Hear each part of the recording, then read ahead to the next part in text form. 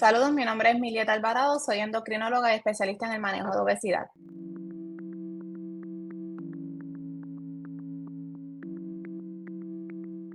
Pues sabemos que para diagnosticar obesidad hay varias herramientas que podemos utilizar.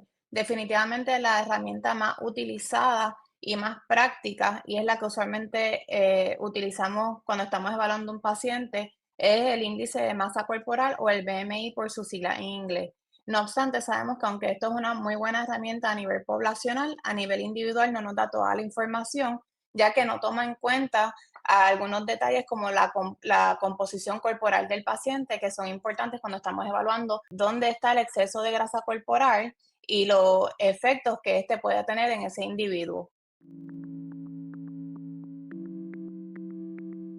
Como ya mencionamos, el índice de masa corporal no es una herramienta, ¿verdad?, que es perfecta.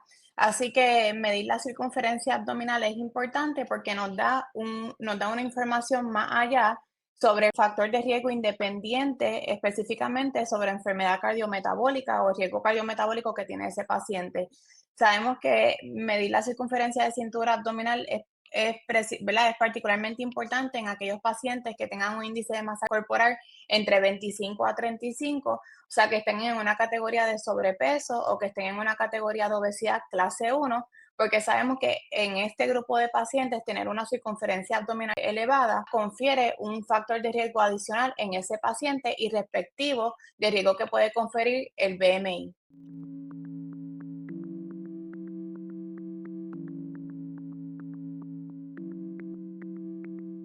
Cuando nosotros estamos evaluando un paciente que tiene sobrepeso o que tiene obesidad, aparte del índice de masa corporal y la circunferencia de cintura que se deben evaluar de forma rutinaria en nuestros pacientes, hay otras medidas que nosotros podemos utilizar dependiendo del paciente que nosotros estamos evaluando. Una de estas herramientas que podemos utilizar ¿verdad?, es la medida del porcentaje de grasa corporal, que hay varias herramientas que se pueden utilizar para medir el porciento de grasa corporal, como por ejemplo las pinzas, la densitometría, ¿verdad?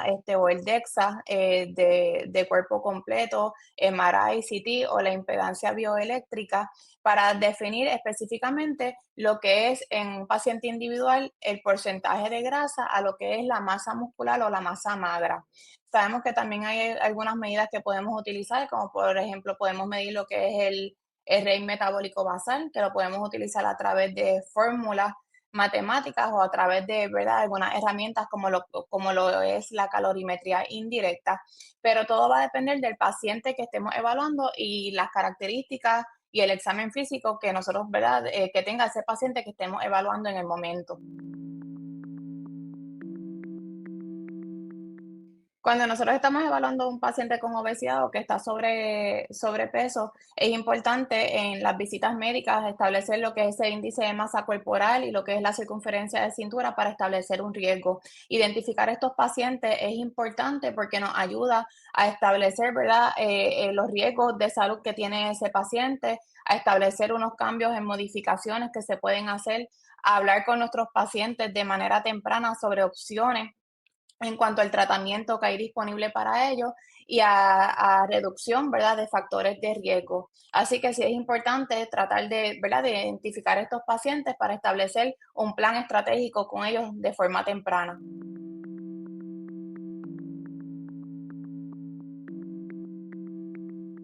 Cuando estamos midiendo la circunferencia abdominal, las medidas van a variar, depende, ¿verdad?, si la persona es mujer o es hombre.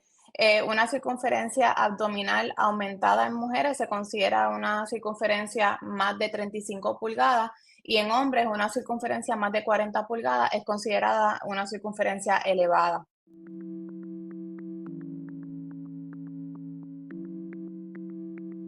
No hay una herramienta que sea perfecta, así que el índice de masa corporal, aunque es un buen indicador a nivel poblacional, a nivel individual, pues tiene, ¿verdad?, tiene algunas peculiaridades. El índice de masa corporal no toma en cuenta, ¿verdad?, lo que es el sexo del paciente y no toma en cuenta, ¿verdad?, la edad del paciente tampoco, pero sí se han identificado unos cambios en cuanto a la etnicidad de, ¿verdad?, de los pacientes. Por ejemplo, se sabe que pacientes que tengan descendencia asiática, esos cutoff, ¿verdad?, o umbrales de límites que nosotros tenemos, como en los BMI para determinar si un paciente está sobrepeso o si está ya en una categoría de obesidad, son un poco más bajos en aquellos pacientes de descendencia asiática.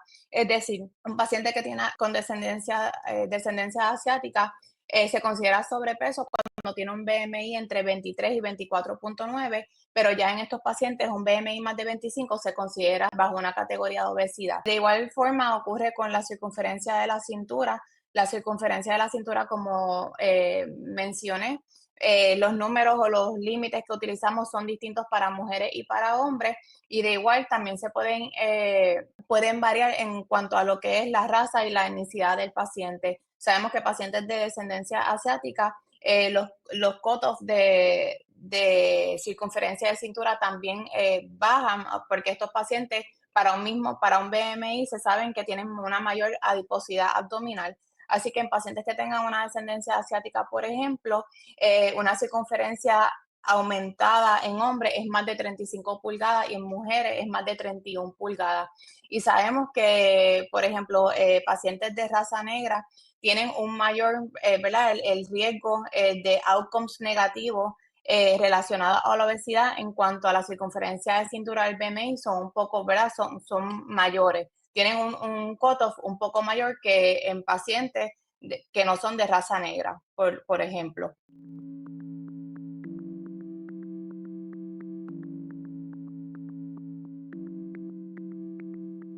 Usualmente el índice de masa corporal y la circunferencia abdominal se debe evaluar dependiendo de cuán alto y el riesgo que tenga ese paciente, pero por lo menos se recomienda que el índice de masa corporal se examine o se mida o se calcule, ¿verdad? Por lo menos una vez al año en los pacientes. Y hay sociedades, ¿verdad?, que ya están estableciendo que la circunferencia abdominal se debe medir de forma rutinaria en los encuentros médicos. La frecuencia va a depender de cuán alto esté y el plan de tratamiento que se haya determinado con ese paciente, y cuánto nosotros queramos medir la respuesta a ¿verdad?, a un plan estratégico que hayamos determinado con nuestro paciente.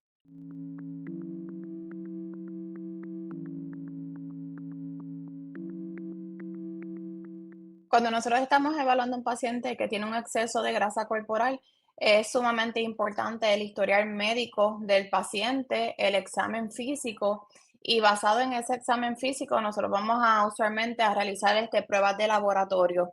Entre estas pruebas ¿verdad?, y otros componentes antropométricos que vamos a estar midiendo, pero entre pruebas de laboratorio siempre es bien importante evaluar cómo está ese azúcar en ayuna o la hemoglobina glucosilada, cómo está ¿verdad? Usualmente hacemos pruebas de tiroides y usualmente medimos un perfil de lípidos, tomando en cuenta en cuánto están los niveles de triglicéridos, el colesterol, ¿verdad? El LDL, que es lo que se conoce, ¿verdad?, usualmente como el colesterol malo, y el colesterol, el HDL.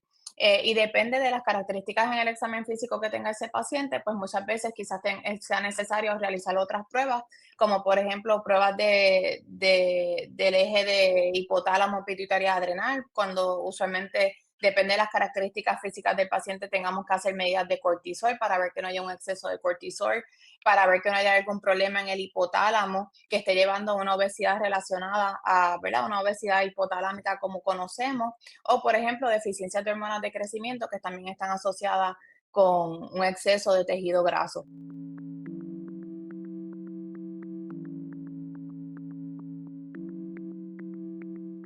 Usualmente cuando nosotros estamos evaluando al paciente, aparte del índice de masa corporal y la medida de circunferencia de cintura, hay otras herramientas que se pueden utilizar y cada día se están utilizando de manera más frecuente. Dentro de estas sabemos que muchas estos medidores o estas máquinas o estos equipos más modernos nos ayudan a diferenciar un poco más lo que es la composición corporal y nos dejan diferenciar lo que es el tejido graso de lo que es la masa magra, por ejemplo. Dentro de esto nosotros tenemos lo que es se conoce como el whole body DEXA o la densitometría, ¿verdad? De cuerpo completo, que nos ayuda a diferenciar lo que es la masa grasa de lo que es la masa magra y de lo que es el porciento de grasa corporal. También tenemos lo que es la impedancia bioeléctrica, que es lo que usualmente utilizan en muchas balanzas que vemos comúnmente en las oficinas médicas, en las oficinas de las nutricionistas, que utiliza una corriente eléctrica débil, ¿verdad? Básicamente, que fluye a través de nuestro cuerpo y eso va calculando lo que es la resistencia a esa corriente y eso permite ver cuánto del peso corporal es agua y con eso permite hacer otras medidas importantes. Y sabemos que también se están utilizando lo que son las tomografías, ¿verdad? Los CT o los MRIs, aunque sabemos que pues estos equipos son costosos, así que muchas veces se utilizan en ambientes de investigación o ¿verdad? En estudios clínicos, pero sabemos que cada día se están utilizando mucho más en lo que es la práctica médica. Sabemos que la obesidad es una enfermedad crónica, es una enfermedad recurrente, es una enfermedad que envuelve muchos factores de riesgo en su desarrollo, pero es una enfermedad que es tratada. Sabemos que su prevalencia ha ido en aumento y se ha convertido hoy por hoy en una epidemia global. Así que sabemos que utilizar las herramientas que tenemos disponibles para tratar de diagnosticar y prevenir el desarrollo de la obesidad y sus complicaciones. Y sabemos que ayudar a diagnosticar y a tratar la obesidad como la enfermedad que es, a la misma vez va a ayudar a mejorar la calidad de vida de nuestros pacientes y a bajar el estigma que hay asociado a esta condición. PH Latam, salud para todos.